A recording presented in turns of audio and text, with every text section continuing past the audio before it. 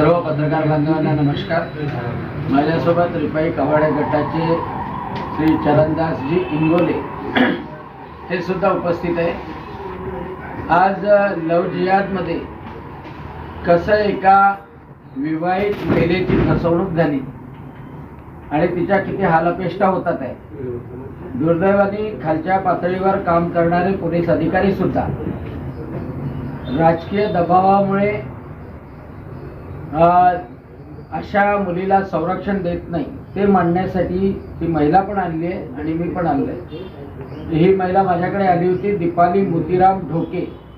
ती खाटीक समाजाची घाटलाडकी मधली महिला आहे आणि तिचा पहिला विवाह 14 वर्षा 2014 मध्ये झाला आणि तिला ही लहान मुलगी आहे, अजून एक मुलगी सुद्धा आहे। हे 2 मुली आहेत, परंतु एक तिच्या आईकडे कामावर मजुरी देणारा एक माणूस, याचं अगोदर लग्न झालेलं होतं। त्याने तिला प्रेमाच्या जाळ्यात फसवलं, नवऱ्यापासून दूर केलं, आईपासून दूर केलं आणि त्यानंतर तिच्या आता हालअपेष्टा सुरू झाल्या। रोज मार खाते, पोलीसमध्ये गेल्यानंतरही तिला प्रतिसाद मिळाला नाही आणि म्हणून ती तिचं पूर्ण दुःख जनतेपुढे सांगावं यासाठी आली आणि लव जिहादची भीषणता अमरावतीमध्ये वाढलेली आहे। अमरावतीमधला एक म्हणजे मोठा माणूस अशा लोकांना प्रोत्साहन देतो आणि त्यामुळं या महिलेचं दुःख दूर करण्याकरता आज आपल्यासमोर ती महिला स्वतःच तिचं दुःख सांगेल आणि तातडीनं अमरावतीच्या एसपीनी या खाटीक महिलेवर, हिंदू दलित महिलेवर जो अत्याचार झालाय आणि धर्म परिवर्तनासाठी दबाव आणला जातोय त्यावर उपाययोजना करावी। त्या आरोपीला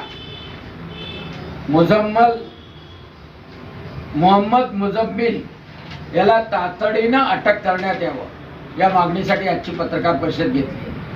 मी या महिलेला स्वतःच तिचं दुःख सांगण्यासाठी विनंती करतो।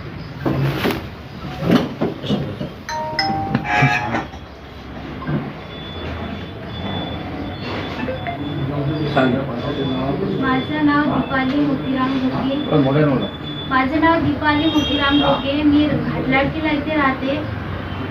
हे माझी मुलगी लहान होती। या जो चांदूर बाजारचा मोहम्मद मुजम्मिल आहे, हा माझ्या आईला कामाला सांगा करण्याकरिता येत होता। मी त्याच्या आईकडे पाहू पण नाही, काहीच नाही। त्यानं मला जादूची मोही टाकून असं जाळमध्ये फसवलं का तसं माझ्या नवऱ्याला त्यानं कसं म्हणजे असं त्याच्या विरोधात भडकवलं का ती माझी बायको आहे, तू तिच्यापाशी येऊ नको, मी तिच्यासोबत लग्न करत आहे असं म्हणून त्याच्यापासून माझा सुटका करून टाकला त्यांनी। मग माझी आई म्हणजे तू म्हणे माझ्या मुलीचा संसार उद्ध्वस्त केला म्हणे, तू म्हणे तू माझ्या घरी येणं बंद कर म्हणे, मी तुला इकडे कामाला पण येत नाही म्हणजे तू माझ्या घरी येणं बंद कर। त्यावेळेस माझ्या आईला त्यानं मारहाण केली। माझी आई पण विष घेऊन मरण पावली त्याच्यानं। त्याची काय म्हणते तू म्हणे मी बघा लग्नाचं आहे असं करून मग मी एकटीच होऊन गेली। सगळ्या नातेवाईकातून साऱ्यातून तुटून गेली। मी माझ्या घरी 2 मुली आणि मी एकटी लडकीला इथे राहत होते। मग तो मला कोणी नसताना तो माझ्या घरी येणं जाणं करून जबरदस्तीनं माझ्यावर शारीरिक संबंध करत होता।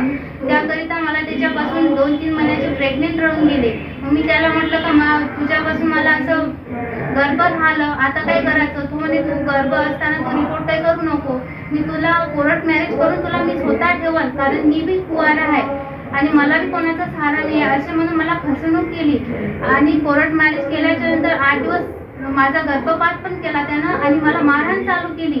त्यानंतर त्याची बायको रईसा बानो दानिश हा मला मारहाण करण्यासाठी माझ्या घरी येत होता। म्हणून मला म्हणतो तू नीच जातीची आहे, तू माझ्या वडिलाला कशी फसवते, तू नीच जातीची खाटकी नाही अशी म्हणून त्यानं माझा विनयभंग केला होता। मला मारहाण केली, मला खूप मारलं त्यानं।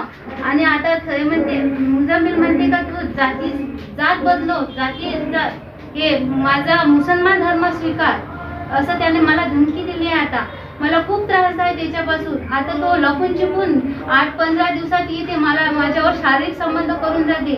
मी पोलीस कंप्लेंट केली, पोलिसांनी माझा कंप्लेंट काही स्वीकारली नाही। ते पण मला म्हणजे तू खोटी रिपोर्ट देतो म्हणते याच्या नावानं. शेषराव कोसरे आहे याच्याकडे गेली होती मी जातीचा रिपोर्ट द्यायसाठी. मला नीच जातीची हमेशा म्हणते. म्हटलं सर याच्यावर कारवाई करा. त्याने मला रिपोर्ट घेतला आणि मी SP साहेबाकडे गेली होती तो रिपोर्ट घ्या. म्हणजे तिथून वसी आली होती, तिनं मला बोलावलं ब्राह्मणवाड्यावाल्यानं. त्यानं असा वसी हे केलं का तू खोटं नाटं रिपोर्ट दिलं बा, तू रागात तमात आली असं बयान दिलं. SP साहेबांकडे वापस परत केलं. तिनं मला हाकलून दिलं तिथून शेषराव कोसरेने. हा त्यानं सामनेवाल्यानं त्यानं पैसे दिले सर त्याच्याजवळ. म्हणजे का तू हिच्या सह्या घ्या आणि हिला हाकलून द्या.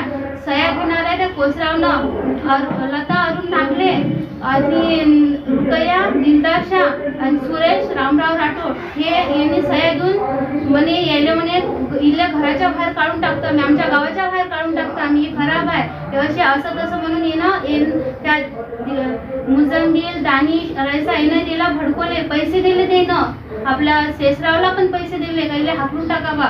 आता माझ्या जीवाचं कमी जास्त झालं सर. हे हे जण एवढे जुमेदार आहे. मला धोका आहे याच्याने.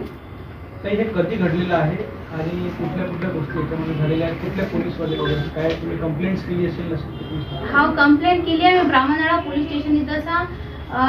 मला एक दिवस 11 मार्चला त्याचा मुलगा आणि रईसाबानो हे रात्री 11 साडे 11 वाजता आले होते. त्यानं माझा डावा हात पकडला आणि मला खाली पाडलं, माझ्या अंगावर बसलं आणि माझा विनयभंग केला. मला त्याने म्हटलं तर तू माझ्या बापाची राण आहे, तू माझी बी राण बन. हा नाही तर तुला 4-5 जण आणून ते 4-5 जण मिलाकर ते चूट फाड देंगे अशी धमकी दिली आणि तुला धरणात मारून टाकेल असा मी रिपोर्ट दिला आहे आपल्या ब्राह्मणवाडा पोलीस स्टेशन मध्ये. ज्यावर लैंगिक संबंध प्रस्थापित केले आणि ती प्रेग्नंट झाल्यानंतर लग्न केलं. पण लग्न केल्यानंतर तिच्यावर धर्मांतरणासाठी दबाव आणण्यात आला. वारंवार तिला मुसलमान हो म्हणून धर्मांतरासाठी दबाव आणण्यात आला. ही मोडस ऑपरेंडीच आहे. आणि तू नीच जातीची आहे, कोणती खाटकीने आहे आणि त्याच्यामुळे तू मुसलमान धर्मात ये तेव्हा कुठं तुला बायको म्हणून वागवेल. आणि त्याच्यासोबतच तो पोरगाही तिच्यावर अत्याचार करायला लागला की माझ्याशी संबंध ठेव.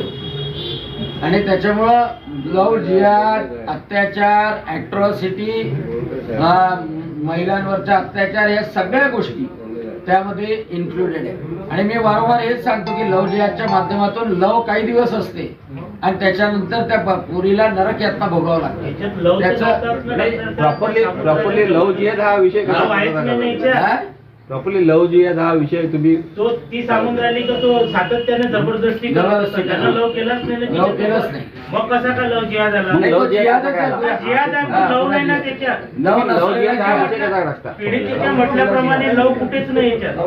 लव नसलेला जिहाद आहे. लव नसलेला जिहाद.